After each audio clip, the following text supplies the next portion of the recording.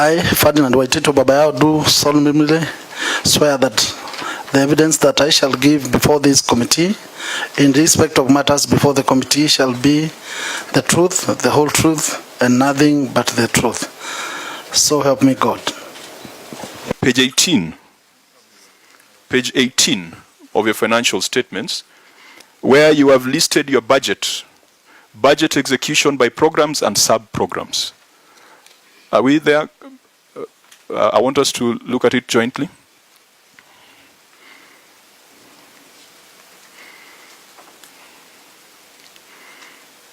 Are you on that page? Page 18? So, starting from page 17, you have provided the budget for various departments in Kiambu County. I want us to look at the budget for Kiambu County Public Service Board. And coming to page 18, there is a budget line entitled State House Affairs. Are you seeing that, Governor? State House Affairs.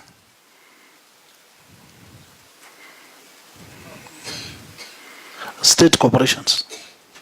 Page, are we looking at page 18? Yeah. The financial statements that you gave to the Auditor General has got a budget line on State House Affairs, 704000000.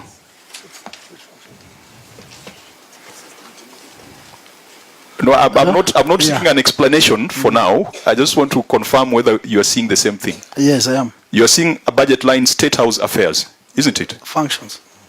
State House functions. Governor, can you read what you submitted to the Auditor General? Yes. It is entitled State House Affairs. Yes. Affairs.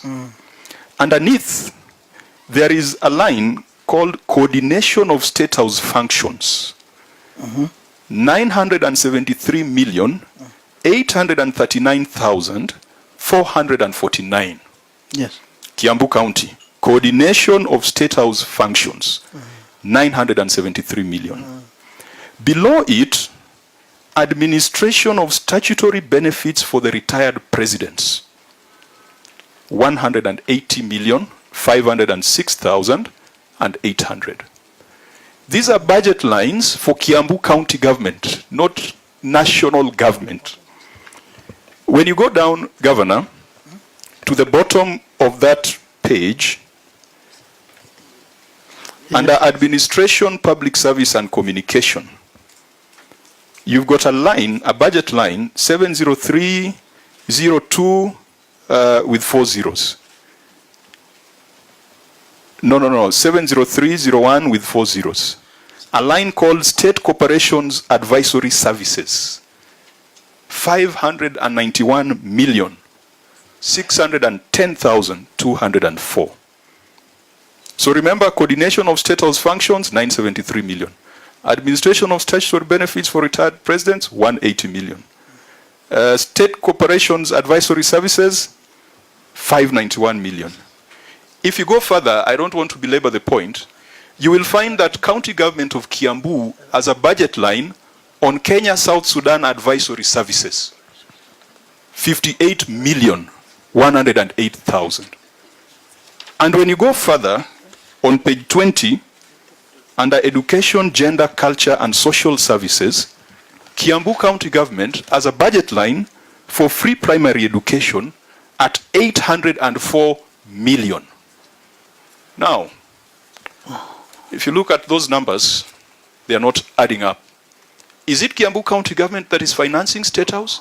That is paying statutory benefits for retired presidents? That is supporting the peace process in South Sudan? That is supporting free primary education? This cannot be a qualified opinion. And I'm not going to, I'll allow you to respond. As I said, you came here to have a conversation with us, so I'll give you the opportunity. But I just want us to first share our views as a committee on why we think that that report form needs to be subjected to further scrutiny. Yes. Any member who wants to contribute? Let me start with Professor Ongeri. Yes, Chair. You remember when I took the floor, I did say that I'm not comfortable to debate. See, Mr. Chairman, is that what I've just seen is also new to me, honestly. I think it's a misuse of template of the national government, because nobody could have assumed that we could have such figures in our county. And you know very well that we don't have a budget line for those things, and so there is no expense at all.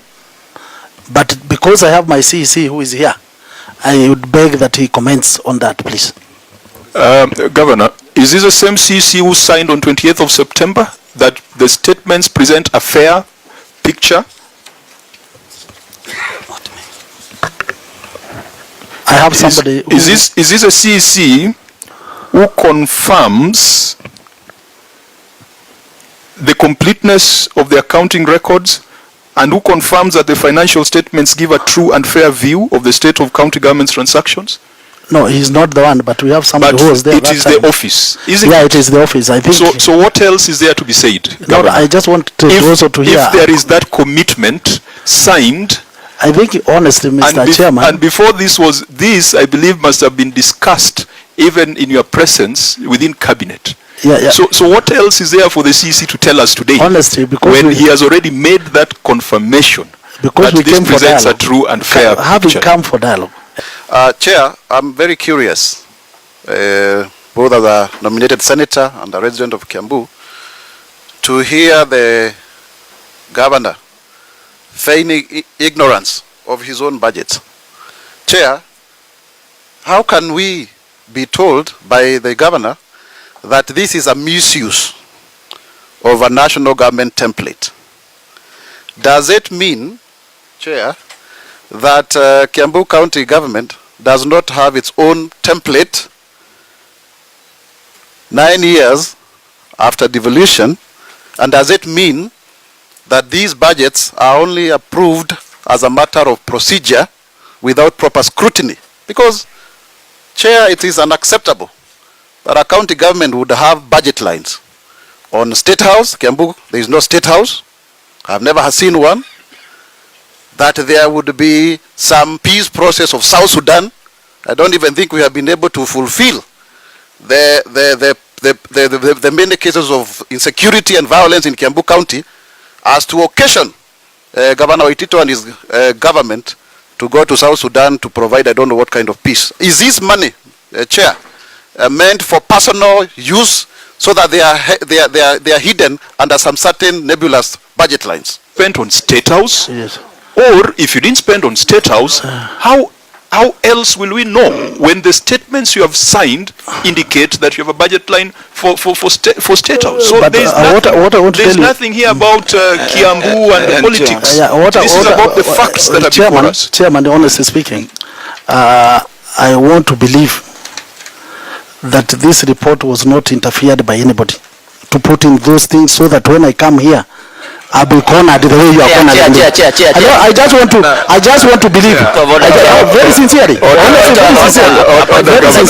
Very sincerely. Could we let him just in 1 minute and then or was he completely out of order? Please, I have not.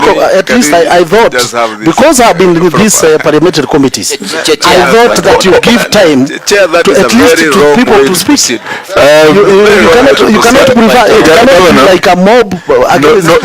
Knowing parliamentary procedure, you know that point of orders. Okay, let's hear the governor for 1 minute. But Chair, alongside, I wanted properly within the my point. Yes, just be orderly for that next 1 minute. Yes, yes. My point is clear. My point is very, very clear that it is true and it is natural for people to have an interest. But honestly, I want to believe that the committee will be neutral and look at the issues as they are. And I'm apologizing that we have such issues in the report, but I don't know how they came to my report, because we didn't spend any money. And I would believe, honestly speaking, that such temperate could not have just come here by themselves. There must be somebody who... Let me help you in that. Auditor General, the numbers that I've read, were they submitted to your office by the county government of Kiambu? Chair, the financial statement that is attached to the report was submitted by the county of Kiambu.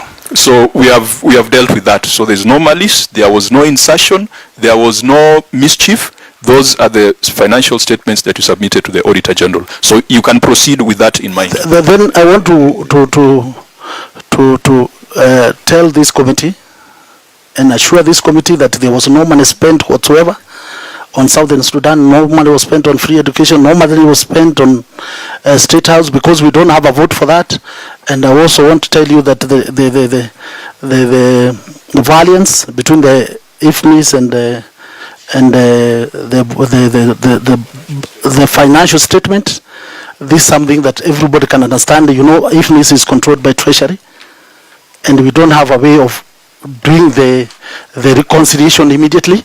So this is something that, but we have followed up the reconciliation, and we have indicated clearly here that what the variance was. What I also wanted to tell this committee that we received our exchequer in July, and all the expenditures were committed in June. So the variances you are seeing between the cash book and even the IFMIS is because the commitments were done in June, while the payments were done in July. We were allowed by the Treasury to continue up to around the end of July. So the variance between the figures up to June and in the true payment is expected. It is something that can be explained. This one happened to all the counties because the money, the exchequer came late. But what I want to tell my friend Mr. Matangi and my senator is that as the leadership in Kiambu County, we are committed to what we promised our people. And if you have any figure that has a variance or has a difference, you are free to come to my county or even visit the assembly, which you have never visited even a single day. Yeah, let's not get there. We were there and had guided you accordingly. Please don't get back to trouble. Yeah, let's proceed. What I wanted to summarize with is that as the administration in Kiambu County, we are ready either to face this, to answer questions in this budget presentation, or if you decide to have a special audit committee, we shall be ready to cooperate so that we can give the true picture as it is. And I would wish that, Mr. Chairman, from here you give a warning that people should report the truth as it has happened today, because there is a habit in Kiambu. There is a habit in Kiambu. I'm telling you, there is a habit in Kiambu that the truth is never told. And that is why I wanted to give you an example with this lady, that she was taken in for just driving a GK vehicle. Chair, What was out there? Governor, honestly, I wanted to tell point of order, Chair. Is that bad to say? Point of order, Chair. It is getting out of the substantive issues, and because if we focus on these issues, we will do justice to the people of Kiambu. Yes, and we are ready for you to do that. So we welcome you to do exactly what you have said. This committee will always support the county assemblies, because they are our brothers and sisters in oversight. Many of the conversations you're having here could have been dealt with at the county assembly. And so all the committees and the committee chairs are here. Chair of legal is here, chair of roads is here, chair of tourism is here, and trade and industry, and house leadership is also here. That is our commitment, that we must support county assemblies. Number two, our constitutional duty is to defend and protect the interest of counties and their governments. And we shall continue to do that. As long as the interests of county governments are in line with the interests of the people, we shall defend county governments. But where there is a divergence between the interests of the county government and the interests of the people, this Senate shall stand up and stand with the people rather than with the governments. Number three, we shall scrutinize every document presented to us by the Auditor General from the first page to the last page. I heard you say that because the State House payments were not queried, so you are not prepared for them. The next time you're coming here, read your financial statements from page 1, from the cover page to the last page, because this team is committed to doing a good job to ensure that public finances are properly utilized. I want to encourage you to work on your own source revenue. Kiambu has potential. But please do not do it in a manner that causes pain to the residents of Kiambu. It is in the public domain, the uproar caused by the valuation roll and your recent directives on issues of rates. But I believe that there's a process that is going on to resolve that matter. Let us seek to collect more revenue, but let us not cause more pain to the taxpayers and residents of Kiambu. Finally, I shall then rule on the issues that we have been considering. Number 1, on delay of submission of documents, having listened to you and having considered the provisions of Section 19 of the Parliamentary Powers and Privileges Act, and also having taken into consideration your request for clemency, this committee will therefore leave it at the point of reprimand. We shall reprimand you for the delay, but we probably shall not execute the other provisions on fine and jail term unless you become a repeat offender. So you get away with a reprimand on that.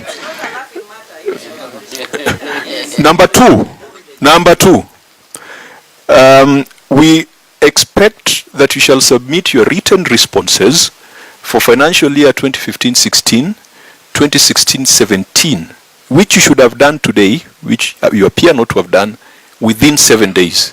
Failure to which the provisions of Section 19 of Parliamentary Powers and Privileges Act shall apply.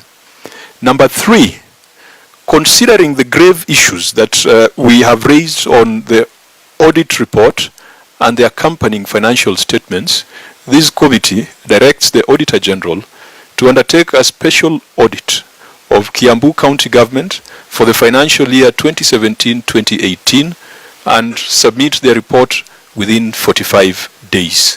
We shall have a side discussion with the Auditor General on how to practically carry out that exercise within those timelines. Number 4 is that this committee also requests the Auditor General to table, in line with Article 229, the audited accounts of Kiambu Alcoholic Drink Control Fund. I believe that is what is called car sober in street language. So we demand that the audited accounts of that fund be tabled before Parliament and before the County Assembly, in line with Article 229 of the Constitution. Members, I think that captures all that we were to deal with today.